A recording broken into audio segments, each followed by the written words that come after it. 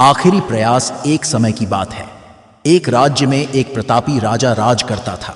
एक दिन उसके दरबार में एक विदेशी आगंतुक आया और उसने राजा को एक सुंदर पत्थर उपहार में दिया। राजा वह पत्थर देख बहुत प्रसन्न हुआ। उसने उस पत्थर से भगवान विष्णु की प्रतिमा का निर्माण कर उसे राज्य के मंदिर में स्थापित करने का निर्णय लिया और प्रतिमा निर्माण का कार्य राज्य के महामंत्री को सौंप दिया।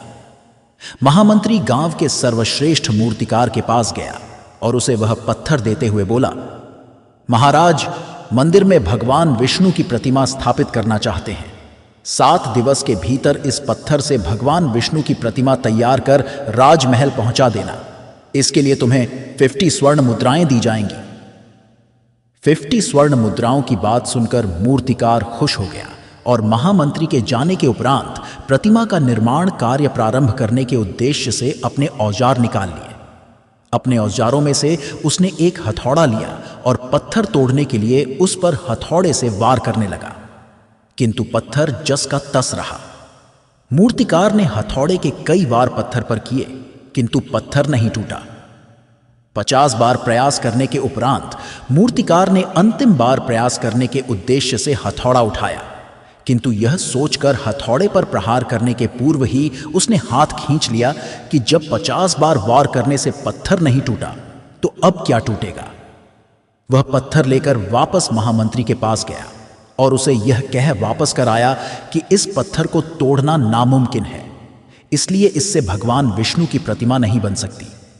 महामंत्री को राजा का आदेश हर स्थिति में पूर्ण करना था, इसलिए उसने भगवान विष्णु की प्रतिमा निर्मित करने का कार्य गांव के एक साधारण से मूर्तिकार को सौंप दिया।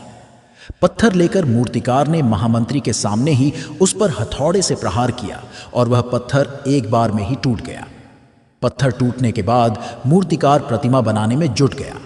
इधर महामंत्री सोचने लगा कि काश पहले मूर्तिकार ने एक अंतिम प्रयास और किया होता तो सफल हो गया होता और 50 स्वर्ण मुद्राओं का हकदार बनता।